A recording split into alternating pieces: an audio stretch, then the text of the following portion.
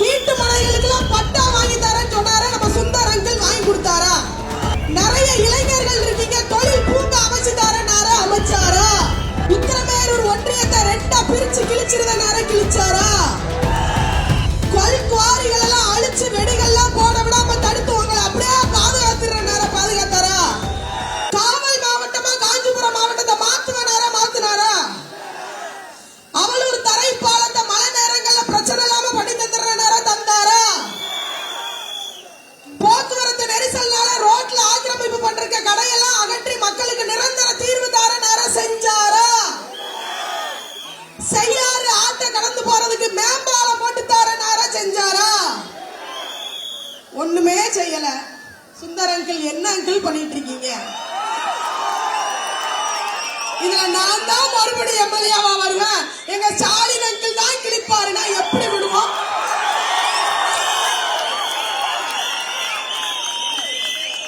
Stalin uncle அப்பான்னு கூப்பிடணுமா? இல்ல தெரியாம தான் கேட்கிறேன். அப்பானா என்னது? ஒரு பொம்பளை பிள்ளைய பாதுகாப்பா வச்சுக்கிட்டா தானக்கா அப்பா. இங்க சிங்க பெண்கள் அதிகமா இருக்கீங்க, ஒரு கைத்தட்டல் கொடுங்க. நம்மளெல்லாம் யாரு பாதுகாத்தாங்களோ அவங்கள தானே அப்பான்னு சொல்லுவோம். குடிகார பையனை உருவாக்கி கொடுக்கணும் அப்பான்னு சொல்லுவோமா? டாஸ்மார்க் எங்க பார்த்தாலும் டாஸ்மார்க். இந்த கனிமொழின்னு ஒரு அக்கா இருக்காங்கல்ல, என் தம்பிலாம் வேகமா ஆமாங்க. இந்த கனிமொழி அக்கா என்ன சொன்னாங்கன்னா, விதவைகளே இல்லாத தமிழ்நாட்டை நான் உருவாக்கி கிழிச்சிருவேன்.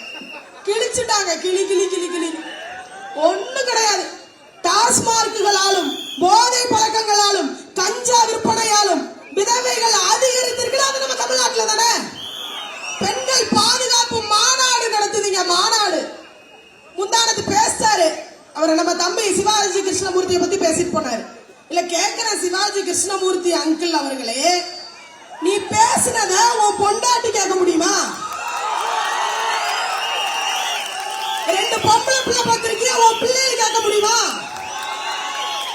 என்ன சொன்ன? பனையூர் அலுவலகத்துக்கு போகணுமா? பனையூர் வீட்டுக்கு போகணுமா? உங்க திமுக இருக்க பெண்கள் அறிவாலயத்துக்கு தான் போயிட்டு இருக்கீங்களா?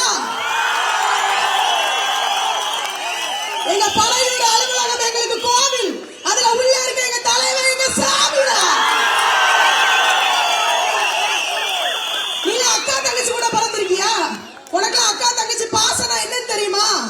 உன் பிள்ளைங்களும் உங்க திமுக உள்ள பெண்களும் கூட உன் பேச்ச கேட்டு உடம்பு வெக்கப்பட்டு கூச்சப்பட்டுக்கிட்டு இருக்காங்க. நீ எல்லாம் ஒரு ஆம்பளை, உனக்கு வெக்கம் மானம் சூடு சரணம் இருக்கா?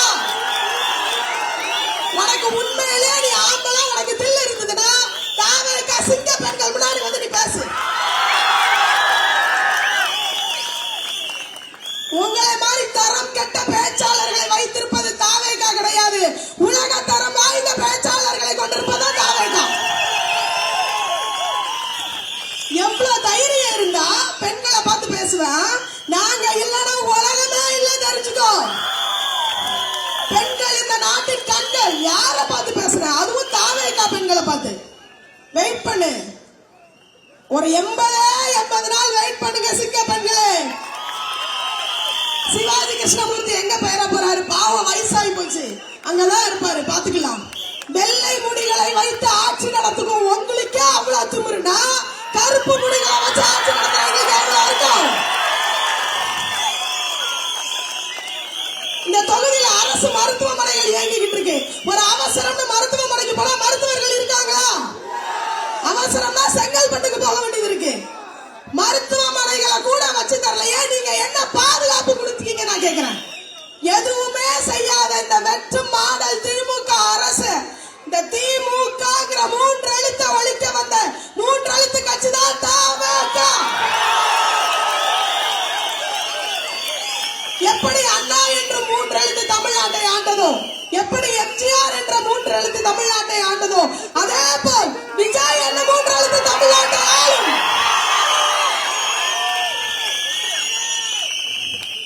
24 மணி நேரமும் சரக்கு கிடைக்கா இல்லையா? இங்க உண்மையை சொல்லிடணும். கிடைக்கு உண்மையை ஒத்துக்கிட்டாங்க. என் தம்பிமாரெல்லாம் வந்து தாவேகால தம்பிமாரெல்லாம் உண்மையா இருப்பாங்க. உண்மையை ஒத்துக்கிட்டாங்க. ஒயின் ஷாப் திறக்கிறோம் சொன்ன நேரத்துல திறக்காங்களா? இல்ல முன்னக்கூட்டியே திறந்துருந்தாங்கல்ல. மூடுவேன் சொன்ன நேரம் மூடுவாங்களா? பின்வாசல் வழியா போய் வாங்கிட்டு வரீங்களா? வீடுகள்லையும் வச்சு விற்காங்களா? சொன்ன எதையுமே தான் செய்ய மாட்டேங்கீங்கன்னா சொன்னாததை செய்யறது எதுல? டாஸ்மார்க்ல மட்டும்தான். எனக்கு ஆச்சுலாம் ஐயோ பாவங்க பாரு சோகமா நான் வந்ததுல இருந்து ஒரு ஆட்சி இப்படி உட்கார்ந்துருக்கு. எனக்கு நெல்லை நீங்களாம் உங்க ஆட்சியா என்ன ஆயான்னு சொல்லுவீங்களா? நான் ஆட்சின்னு சொல்லுவேன். எனக்கு திருநெல்வேலி ஆட்சி இப்படி சோகமா உட்கார்ந்துருக்கு. வீட்டுக்கு போய் தோசையை சுடவா சப்பாத்தியை போடவா மதியானம் போகிற சோத்தையே கொடுத்துருவா. இவங்க பாட்டுக்கு மீட்டிங்னு கூப்பிட்டுட்டாங்க. நம்ம போன பிறகு என்னாகும் அந்த மனுஷன் குடிச்சு போட்டு வந்து படுத்திருக்கானான்னு தெரியல. 100ல போயிட்டு 108ல வரானுங்க. குடிச்சிட்டு பக்கத்துல பொண்டாட்டி நினைச்சு நாயை கட்டி பிடிச்சு படுத்து கிடக்கான். திமுக மாடல் அரசு அப்படிதான் இருக்கும் தமிழ்நாடு. அட சண்டால பாவிகளா எங்க தமிழ்நாட்டை அடகு வச்சு வித்துட்டீங்களா? தெரியாம உங்களுக்கு ஓட்டு போட்டுட்டு எங்க மக்கள் படுத பாட்டை பாத்தீங்களா? 3000 ரூபாய் கொடுத்தாங்களாமா? எல்லாரும் வாங்கிட்டீங்களா? துண்டு போட்டு போய் வாங்கினீங்களா? வாங்கிடணும். சூப்பர். எல்லாருக்கும் 1000 ரூபாய் தரணாங்க தந்தாங்களா? தரல. சிலிண்டருக்கு 100 ரூபாய் மானியம் நாங்க கொடுத்தாங்களா? 1000 ரூபாய் எல்லாருக்கும் வழங்கப்படும் சொல்லிட்டு அதுக்கப்புறம் என்ன சொன்னாங்க? தகுதி வாய்ந்தவர்களுக்கு வழங்கப்படும் சொன்னாங்க. தகுதி வாய்ந்தவர்களுக்கு எங்கள் மக்கள் ஓட்டு செலுத்தி விடுவார்கள். திமுக யாருக்கு தகுதியோ தகுதியான எனது அண்ணன் விஜய் அவர்களுக்கு எல்லா ஓட்டு போயிடும். உங்களுக்கு எனக்கும் ரொம்ப ஒற்றுமை உண்டு. என்ன தெரியுமா? நான் திருநெல்வேலியில இருந்து வரேன். உங்க ஊர்ல எப்படி மணலை திருடுதாங்களோ, உங்க ஊர்ல எப்படி கனிம வள கொள்ளை நடக்கும், உங்க ஊர்ல எப்படி கல்குவாரிகள் இருக்கும், உங்க ஊர் எப்படி ரோடுகள்லாம் மோசமா இருக்கும், இதே மாதிரி தான் எங்க ஊரும். உங்களுக்கு எனக்கு நிறைய ஒற்றுமைகள் இருக்கு. பூரா பயில திருட்டு பயிலா இருக்கானே தம்பி சொல்லலாம். திருட்டு பயல்கள் எல்லாம் அழிக்க வந்த ஒரே நல்லவர் யாரு? நம்ம தலைவர் விஜய் அவர்கள் மட்டும்தான். 100 ஆண்டுகளுக்கு ஒரு முறை தோன்றும் ஒரே தலைவர் தான் வெற்றி தலைவர் விஜய் அவர்கள். இந்த காக்கா தெரியுங்களா? காக்கா காக்காவும் கழுகும் என்ன நினைக்குமா? காக்கா நினைக்குமா கழுக பார்த்து நம்மளும் கருப்பா தானே இருக்கோம், நம்மளுக்கும் இவன மாதிரி தானே ரெக்க இருக்கு, நம்மளும் இவன மாதிரி பறந்தானே அப்படின்னு நினைக்குமா?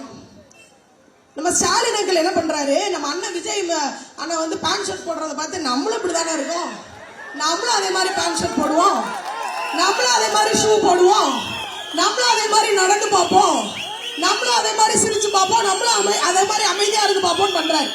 இந்த காக்கா என்ன பண்ணுமா? கழுகு பறக்கிறத பார்த்துட்டு நம்மளும் அதே மாதிரி பறந்தானே அப்படின்னு மேல பறக்குமா. ஒரு உயரத்தை தாண்டி பறக்கும் போது இந்த கழுகு தன்னோட நினைச்ச இடத்தை போய் அடைஞ்சிருமா, இலக்கை. ஆனா அந்த காக்காவால பறக்க முடியாது, மூச்சு முட்டிரும். வயசாகி போச்சு காக்காக்கு. காக்கா போத்தடீர்னு கீழே விழுந்துரும். ஆனா கழுகு நினைத்த இலக்கை அடைந்தா தீரும். ஸ்டாலின் அங்கிள் நீங்க எப்பவுமே காக்காதான், எங்க அண்ணன் எப்பவுமே கழுகுதான். 2026 தேர்தலுக்கு பிறகு நீங்களும் உங்க குடும்பமும் ரெட் ஜெயின்ல படம் எடுங்க, டிக்கெட் போட்டு ஃபர்ஸ்ட் ஷோ போய் பாருங்க, ரிவ்யூ கொடுங்க, ஜாலியா ரெஸ்ட் எடுங்க. தமிழ்நாட்டை எங்க அண்ணன் விஜய் பாத்துக்குவாரு.